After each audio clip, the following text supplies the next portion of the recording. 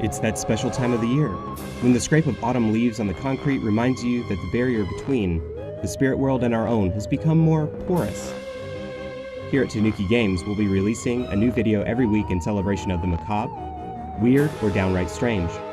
From goofy to eerie, Spooky Tanuki Games has you covered for the entire month of October. The theme for this year is something that all gamers fear, their stockpile of unplayed games. That's right, this year's terrifying topic is Tales from the Backlog. Let's take a look at this week's fright-filled feature, shall we? When I think back on some of the best horror games I've played, I never think about the jump scares or the grotesque creatures. More often, what comes to mind is the unsettling silence that many games of the genre greats offer.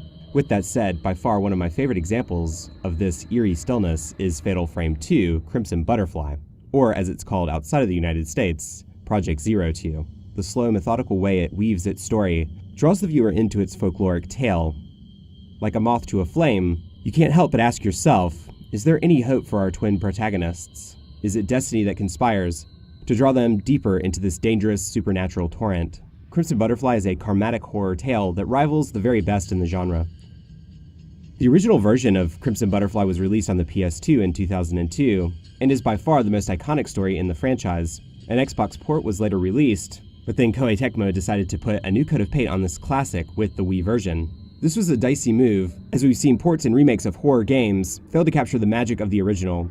Look no further than the Silent Hill 2 re-releases. Let's see how this cult classic remake fared, shall we? The story of Project 02, Crimson Butterfly, follows Mio, one half of a set of twins. She and her sister Mayu are wandering in a forest when Mayu is led astray. Mio chases after her sister, and suddenly the duo are transported to Minakami Village, a cursed, abandoned hamlet. Minakami Village had a ritual sacrifice where one twin would kill the other to sate a spirit deep beneath the village. But the last time the village attempted the sacrifice, it didn't go to plan. The twins named from the failed oblation were Sae and Yae, and when they tried to escape together before the ceremony, only Yae made it out. Sae returned to the village, and in a desperate attempt to satisfy the spirit's hunger, the villagers themselves sacrificed Sae. Unsatisfied, the spirit destroyed Minakami Village and denied death to its inhabitants. It is Sae who has led the twins to the village in an attempt to satisfy whatever it is that lies in the chasm under the village. Now Mio tries desperately to save both herself and her sister. What is so striking about the story of Project 02 is how bleak the situation Mayu and Mio find themselves in. There's little in the way of hope for these two. As you play through the game, the sensation of sinking is all around the protagonist. This is the descent towards the abyss, where, if Sae has her way, will finally break her and Minakami Village's curse. Sae is relentless in her pursuit of the sisters, which makes her truly a terrifying character. For every move that Mio makes to try to save her sister, Mayu, Sae keeps pulling Mayu back towards the void. This remake stays faithful to the classic tale, but it does add some more to the narrative. These new sections keep with the tone of the original game and don't feel out of place. This is a remake done right. It keeps all the good, but it doesn't try to update it. What it adds is carefully crafted and done with a level of precision and care that is uncommon in the medium of video games. Project 02 on the Wii improves many aspects of the gameplay from the PS2 and Xbox versions. The biggest improvement is the camera, so long to fixed camera angles and imprecise control. The Wii version is over the shoulder, and this improves the experience considerably. Quality of life improvements continue into combat. The camera obscura is controlled by motion for vertical movement, and lateral movement is controlled with the nunchuck. I wasn't a big fan of this until I started using it in conjunction with the lock-on. By pressing Z, you can lock onto enemies, and this made lining up shots much easier. The enemies Mio faces are pretty elusive, and beating multiple enemies can be quite challenging. There is a leveling up system for the camera obscura, making it worthwhile to fight enemies. There's nothing too in-depth, but if you choose wisely, the upgrades will help you a lot in the late game. My only pet peeve with the combat is pressing the B or trigger button to pull out the camera obscura, and pressing the A button to take pictures. This feels counterintuitive since a trigger is usually what you press to fire. It took some time getting used to, but it's doable. Project 02 isn't a great combat experience, but it's much better than it was on previous hardware.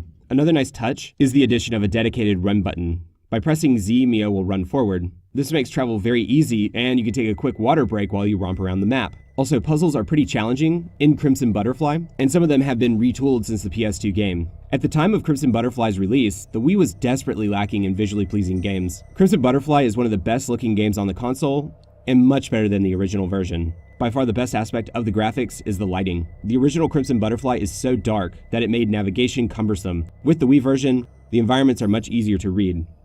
This helps a player remember locations and not get lost so often. The lighting from the flashlight gives dynamic shadows that gives each space a distinct feel. Characters have much more detail, and Mayu and Mia's costumes have been reworked. All of these improvements are welcome and make for a very playable experience. Probably my favorite aspect of the visuals is actually the setting. Minakami Village is this sort of overgrown, traditional Japanese village. The season seems to be late summer, which is kind of an interesting time period. This means that things are overgrown, mossy, and ferns are everywhere. I like this coupled with the decaying Shinto shrines, and everything in the village has this supernatural, eerie, almost unsettling vibe to it.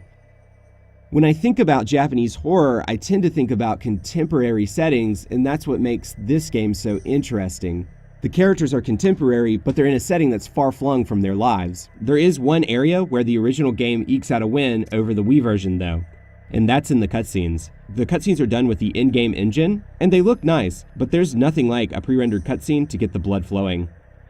The sound in Project Zero is on par with any contemporary horror game.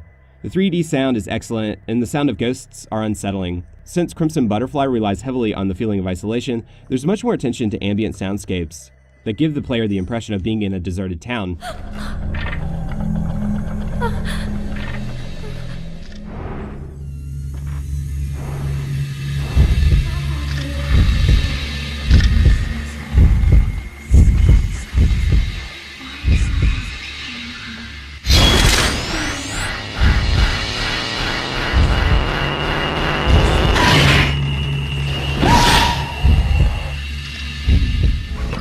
The music is minimalistic, with droning, cavernous reverb vocals layered to sound like the lost souls of the village. Many of the tracks have creaks and squeaks that make you feel like you're not alone. The battle music, by contrast, is intense, with pounding drums that make you feel a sense of urgency as you try to defeat the ghosts.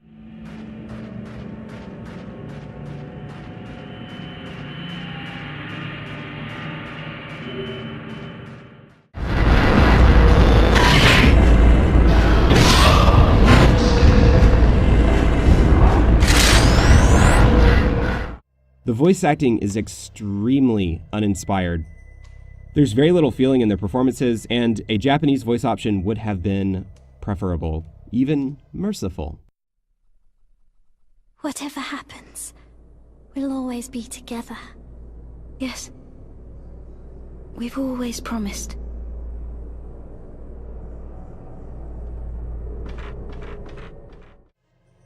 Project Zero Crimson Butterfly will take you about 8 hours to complete. The game will cost you about $65, which isn't too expensive. By contrast, the physical edition of the latest Fatal Frame 5, will run you in excess of $100, and many retro horror games regularly fetch these prices. I played Project Zero 2 on easy. I'm not a big fan of the combat in this game, and I really didn't want to be bothered. However, even on easy, this game is not that easy. It'll still take you a while to get through combat situations. I would recommend playing the game on easy the first time you play. If you're just trying to soak up the experience, that's the best way to play the game. By far, this is the definitive version of the second Fatal Frame game. There's extra content, more enjoyable combat, and much better looking graphics. The folks behind this game took a lot of care to make sure that they did the best job possible, and it shows. It's a rare feat to recapture the magic. And Project Zero 2, Crimson Butterfly, does that. This is Zach with Spooky Tanuki Games. I'd like to thank you for watching my video. Please remember that a like, a comment, or subscribe means a lot to me, and of course, the channel. Enjoy.